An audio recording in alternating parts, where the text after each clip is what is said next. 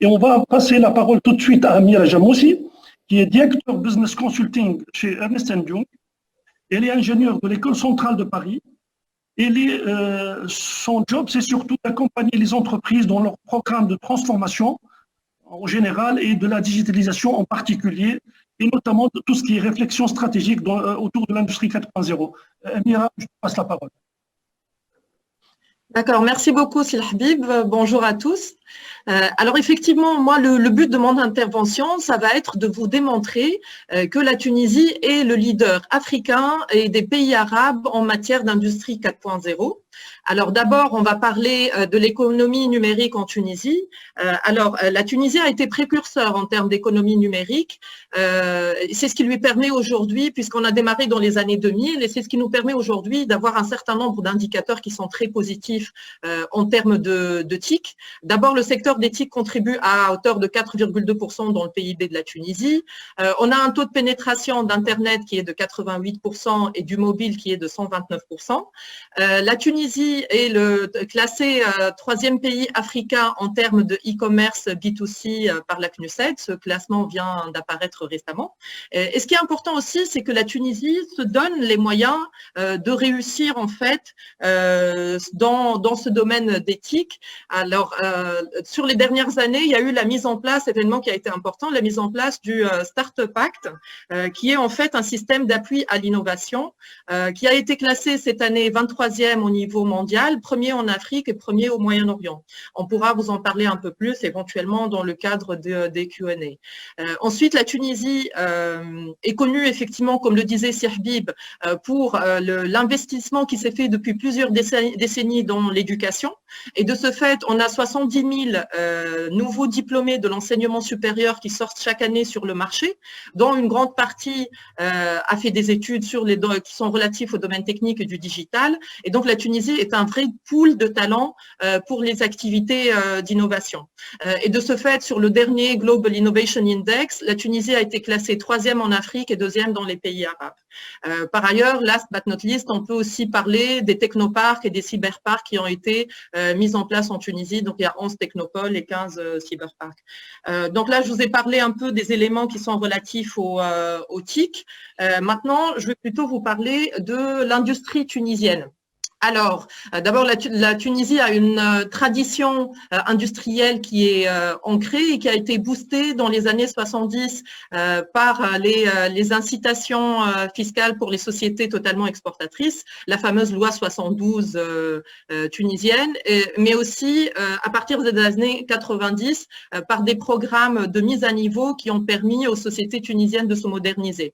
Et donc, de ce fait, on a une industrie aujourd'hui qui est florissante et qui est aussi très diversifiée. Vous pouvez le voir sur le graphique de la slide. Alors, on va évidemment retrouver les industries du textile et du cuir avec 34% de contribution en nombre de sociétés de plus de 10 salariés. Mais on va aussi trouver des industries mécaniques, métallurgiques, électriques et électroniques qui totalisent 18% de contribution. Et en fait, dans ces industries, on va trouver l'automobile, on va trouver l'aéronautique avec des grands groupes internationaux qui sont installés en Tunisie, comme Léonide, Draxelmayer, Yazaki, etc., mais aussi des champions nationaux dont on est très fiers, comme le groupe Coficab. Ensuite, un point aussi à noter sur ce graphique, c'est le poids de l'industrie agroalimentaire et la participation aussi de l'industrie pharmaceutique. En Tunisie, on a des industries agroalimentaires et pharmaceutiques qui sont très développées et qui jouent un rôle régional, même sur la région du Maghreb et sur l'ensemble de l'Afrique. Bon, après, il y a d'autres exemples d'industrie chimique, de matériaux de construction, etc. Je pense que les autres points à noter aussi qui sont importants en termes de taille de ce secteur d'activité, c'est que l'industrie contribue à hauteur de 23% du PIB et emploie plus de 500 000 personnes. La Tunisie compte aussi pas moins de 180 zones industrielles qui sont réparties sur tout le territoire. Donc voilà pour ce qui est de l'industrie. Donc on a un peu parlé d'éthique, un peu de l'industrie. Maintenant, on va parler de la combinaison des deux, donc de l'industrie 4.0. Je vais vous parler en fait du baromètre EY que nous émettons tous les 2 ans. Le dernier a été fait en 2020. En fait, ce baromètre nous sert à sentir un peu quel est le moral, les préoccupations des chefs d'entreprise tunisiens. Et on choisit chaque année un thème spécifique sur lequel on interroge nos répondants. Et donc, en 2020, c'était l'innovation. Et donc là, je vais vous montrer un peu quelques résultats qui vont vous donner une idée sur l'appétence du marché tunisien pour l'innovation de façon générale et l'industrie 4.0 en particulier. D'abord, on a interrogé les sociétés sur la nature des relations qu'elles ont avec les startups. 13% ont répondu qu'elles étaient clientes déjà d'une startup et 16% ont répondu qu'elles avaient un partenariat de co-développement avec une startup. Donc, si on fait la somme des deux, on est à 29%. Et ça, 29%, on estime que c'est le noyau des entreprises qui ont une activité opérationnelle, on va dire, avec le monde de l'innovation. Alors, pour ces 29%, les domaines métiers, donc les fonctions sur lesquelles il y a plus de collaboration avec les startups ou avec l'innovation, c'est d'abord la production pour 37%, ensuite le marketing pour 23% et le commercial pour 17%. Alors ensuite, en termes de domaine technologique, on voit qu'il y a un poids très important qui est accordé, un intérêt important qui est accordé pour les data analytics et l'intelligence artificielle qui arrive largement en premier lieu. Ensuite, on a l'IoT qui représente 17%, la blockchain 9%, la réalité augmentée 6%, la cybersécurité 3%, le 3D printing pour 3% et les paiements électroniques pour 3%. Alors ensuite, si on adresse les 71% d'autres entreprises qui, elles, n'ont pas d'activité opérationnelle avec le monde de l'innovation, la bonne nouvelle, c'est que 63% de ces entreprises sont prêtes pour avoir une collaboration avec le monde de l'innovation. Alors, je vais juste mettre le projecteur laser. Voilà, on est là en fait, et on a les 60% de ces sociétés qui sont intéressées par un process d'open innovation. Donc les fonctions les plus intéressées seraient le commercial pour 33%, la production encore une fois pour 26% et la finance pour 23%. En termes de technologie, encore une fois, on retrouve les data analytics et l'intelligence artificielle qui occupent les deux premières places, mais aussi l'IoT et la blockchain qui font partie, on va dire, des préoccupations des sociétés, des points d'intérêt en tout cas des sociétés tunisiennes. Alors, l'idée en fait de cette slide, c'est de montrer qu'il y a un réel intérêt aujourd'hui et un réel marché autour de l'innovation et de l'industrie 4.0.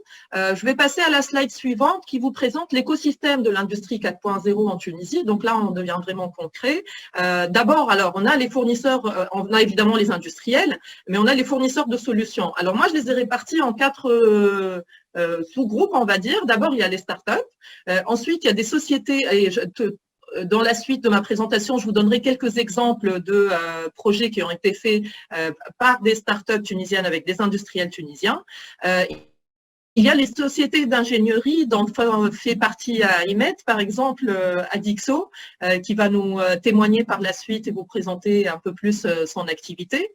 Il y a les éditeurs internationaux, donc pour n'en citer qu'un, il y a SAP qui s'active aussi beaucoup dans l'industrie 4.0. Et puis on a des intégrateurs, donc des SS2I tunisiennes. Et donc si on prend l'exemple du MES, vous allez avoir en fait une offre MES qui est proposée à chacun des niveaux de ces fournisseurs de solutions. Alors ensuite, si on regarde les contributeurs les plus importants de l'écosystème, on va trouver en fait les structures de recherche. Alors dedans, il y a les universités, les écoles d'ingénieurs, les établissements publics de recherche, les centres techniques et les technopoles qui jouent un rôle très important. Une fois que le projet a pris un peu forme et a dépassé le stade de l'idéation, alors on va avoir des incubateurs et des accélérateurs qui vont intervenir. Je cite 2 exemples d'incubateurs qui sont le Orange Lab et AFCAR. Et en exemple d'accélérateur, il y a Flaxis Labs qui a une présence régionale et Intiler. Une fois que la start-up s'est vraiment structurée, on va avoir l'intervention des fonds d'investissement, de venture capital. Alors, on en a plusieurs en Tunisie qui sont présents, comme l'UGFS, comme Cap Bank, comme Afrique Invest, qui investissent dans l'innovation. Alors, je voulais signaler aussi le rôle important des bailleurs de fonds comme Proparco, la Bird, la GIZ, l'USAID, etc., qui en fait investissent dans des programmes d'animation de l'activité Industrie 4.0 en Tunisie, au-delà de leur rôle de financement classique. Alors ensuite, on a des intervenants dans cet écosystème que sont les cabinets de conseil comme EY ou des centres de compétences comme Novation City ou la Technopole de Sfax. Alors nous, on joue plusieurs rôles en fait dans le cadre de l'industrie 4.0. D'abord, on est prescripteur auprès de nos clients dans le sens où on les conseille sur certaines solutions technologiques. On joue aussi un rôle d'animateur en organisant des événements comme les hackathons ou les bootcamps. Et finalement, on est un peu entremetteur entre le monde de l'industrie et le monde de la technologie. Alors, le dernier maillon de la chaîne, c'est les administrations. Donc, on peut citer le ministère d'éthique, le ministère de l'Industrie, l'agence de promotion de l'industrie et de l'innovation, l'API. Mais il y a aussi la société Smart Capital qui a été créée, qui est une société de gestion en charge de l'implémentation de Startup Tunisia, qui est une initiative nationale qui ambitionne de faire de la Tunisie un pays majeur en termes de start-up. Voilà pour l'ensemble de l'écosystème. Alors pour la suite, je vais vous donner des exemples concrets en fait de projets, de success stories qui ont été mis en place en Tunisie récemment. Donc j'en ai choisi 3 avec des secteurs d'activité et des technologies qui sont variées. On va commencer par l'agroalimentaire et le MES. Donc la société, c'est la Rose Blanche Group, qui est un groupe leader de l'industrie des pâtes et semoules en Tunisie. La start-up, c'est Elco Solutions, qui est une start-up germano-tunisienne proposant des solutions de MES, de logiciels embarqués et de solutions de connectivité. Et le projet a consisté dans la mise en place d'un MES dans une usine du groupe La Rose Blanche. Donc le projet portait particulièrement sur le déploiement d'un outil de supervision de l'usine en temps réel sur les machines de production et tout ce qui est lié aux utilités et aux énergies. Donc pour les machines de production, ça concernait particulièrement le pilotage des quantités, des productivités. Pour les utilités, il y a l'électricité, le gaz, l'eau, la vapeur et l'air comprimé qui ont été couverts dans le scope, avec un ensemble de KPI, de ratios de production, de coûts pour monitorer l'activité. Alors le projet a bien fonctionné et il est prévu aujourd'hui de faire un déploiement plus large au niveau du groupe Rose Blanche, qui est un groupe qui a 27 entités. Je vais passer au deuxième exemple. Alors là, pour le coup, on est dans l'industrie textile et on est sur une solution de robotisation. Alors, la société, c'est Sartex, qui est une entreprise totalement exportatrice spécialisée dans l'industrie du textile et particulièrement dans les jeans et qui emploie 2700 personnes en Tunisie. La start-up, c'est Enova Robotics, qui est une start-up tunisienne créée en 2015 et spécialisée dans la robotique mobile et l'intelligence artificielle. Alors, Enova s'était fait connaître pendant la période du Covid et du début du confinement en Tunisie pour avoir fait circuler un robot dans les rues du centre de Tunis pour inciter les gens à rester chez eux et rester confinés. Si on revient à un autre projet, Enova a réalisé l'intégration d'un bras robotisé dans la chaîne de production de Sartex.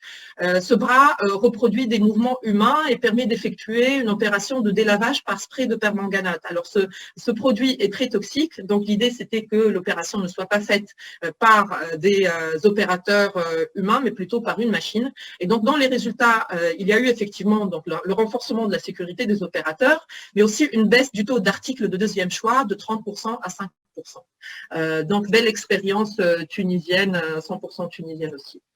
Alors, le dernier exemple que je vous donne est celui d'Actia. Alors, Actia, c'est un équipementier automobile français de premier rang spécialisé dans les systèmes électroniques embarqués. Il est aussi présent en Tunisie avec 2 usines, un centre de R&D et une société commerciale. Et il emploie 1400 personnes. Alors, le projet correspond à la mise en place de 2 lignes de production duales avec les caractéristiques suivantes. D'abord, il y avait 4 process qui étaient connectés.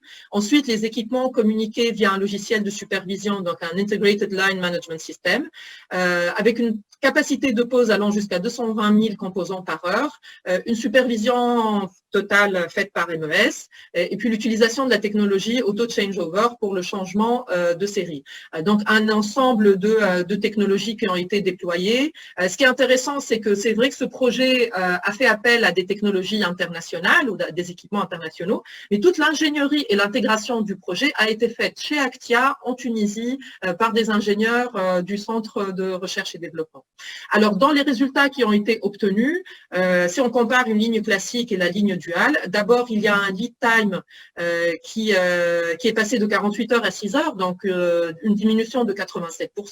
La distance parcourue a été baissée de 64% et les besoins en surface de stockage ont été baissés de 75%. Donc, c'est vraiment un bel exemple de projet intégré et qui a donné des résultats très palpables. D'ailleurs, globalement, grâce à la mise en place de ces solutions Industrie 4.0, toute la société Actia s'est transformée sur les 6 dernières années.